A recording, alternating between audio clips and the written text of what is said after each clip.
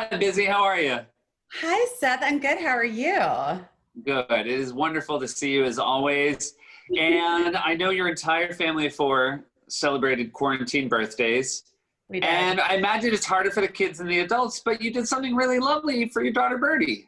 Well, I don't know. There's a lot. Your kids are a little bit younger, but here in LA, parents have been organizing these like drive-by birthdays, parades, and things. And like, I did not have it together to do that. So I sent out an email asking for some of her friends and our family to send videos. Like, I thought that was cute. But to be honest with you, the people that she's spent the most time with over quarantine are the actors from Community and and Brooklyn Nine-Nine, because I Gotcha. watched both of those shows pretty much nonstop. So I happen to like know some of those actors. So I texted Gillian Jacobs, who's like a good friend of mine and like comes to our house, and Birdie knows her. So when Gillian came up on the video, I think Birdie was like, "Oh, it's just my mom's friends." And then Danny Pudi sent a video, and like Birdie lost her mind. And then it was like from Brooklyn Nine-Nine. She just the tears and the screaming. It was everything that I truly wanted it to be. I mean, it was incredible. We have a video. We're just going to show a few seconds of it. But as a parent, I mean, this is really you hitting the jackpot. I really just want to tip my cap. Okay, can I just tell you that she's a kid who's been so unimpressed with me and my career, like her entire life has just been like, yeah, whatever, you're on television, fine. Okay. Hi, Courtney Cox. Well, like so unimpressed. And this was one of I think this is like my top parenting moment of the last 5 years. I felt like I finally did it. And I also put the call out so wide, thinking that like if I only got Gillian to send a video, it would be totally nice and fine.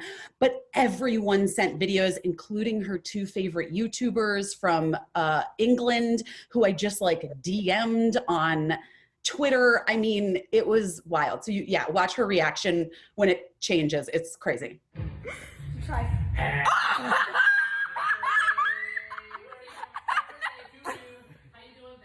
Whoa! What? Truly amazing. Also incredibly genuine from her. This is not, I don't think anybody could pretend to be that excited. Now, you have asked Birdie to do a little acting. You asked her to be in a music video you directed. Yes. Well, was she hard to convince?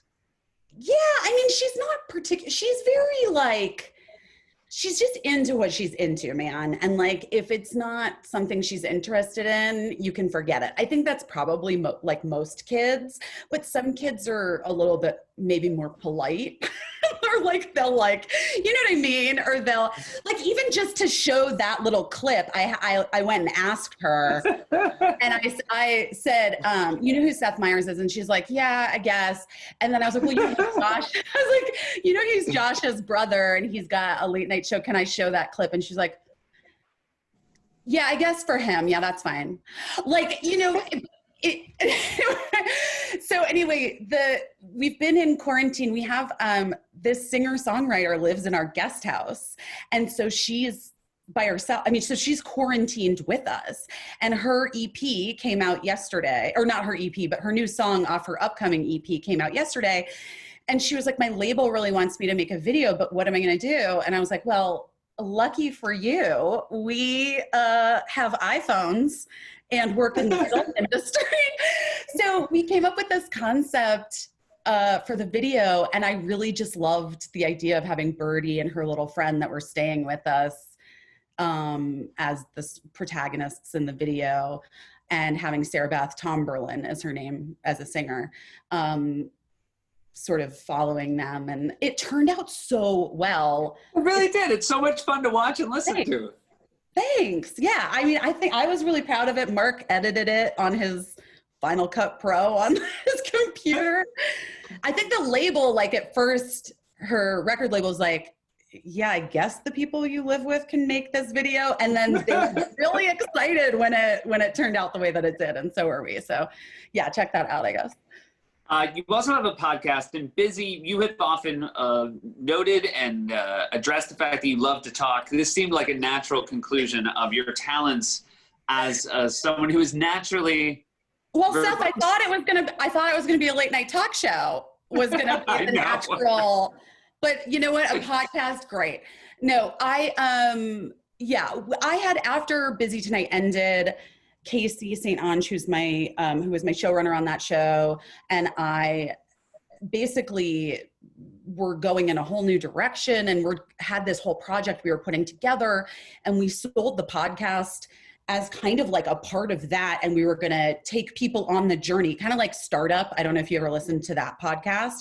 Yeah. So we had recorded hours and hours of stuff starting in like December, and the podcast was supposed to come out, I think, the beginning of May, and then obviously the world changed and our project was like put on hold indefinitely. And I just was like, well, what do we do now? And I took a minute. I had to like figure out how to homeschool my kids and do all that stuff, and then we decided to like lean into the pivot, and we asked Shantira Jackson, who was one of my writers and performers on Busy Tonight, to come join us. And we're talking to people about pivots that they've taken in their own lives and how they worked out or led them to the place where they needed to be.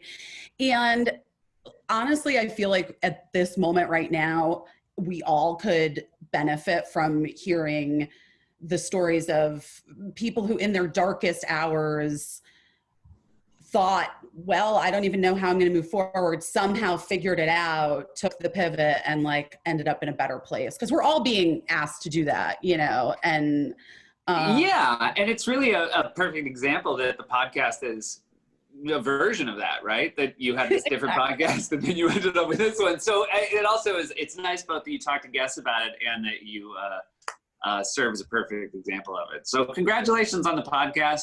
Thanks. It's hopefully I will see you and your lovely family again soon. I've probably seen your brother, because I've actually seen him on the street with his mask on walking his dog. Yeah. So I probably have seen your family more than, you know. More than I have. I would say with masks and this hair, I could fully pull off a Josh right now. 100%. I really do think, Seth, that you should film your post-COVID haircut. Yeah, I will. We'll put that out for the world. I want to see it. Just some online content. You know what I mean? You're right. You're right. I should listen to you on that. I should pivot. I'm going to pivot into some online content. That's exactly what you should do. All right. Well, I mean, it's so good to talk to you always. All right. I'll see you soon. Thanks, Busy. Will, tell everybody I said hi.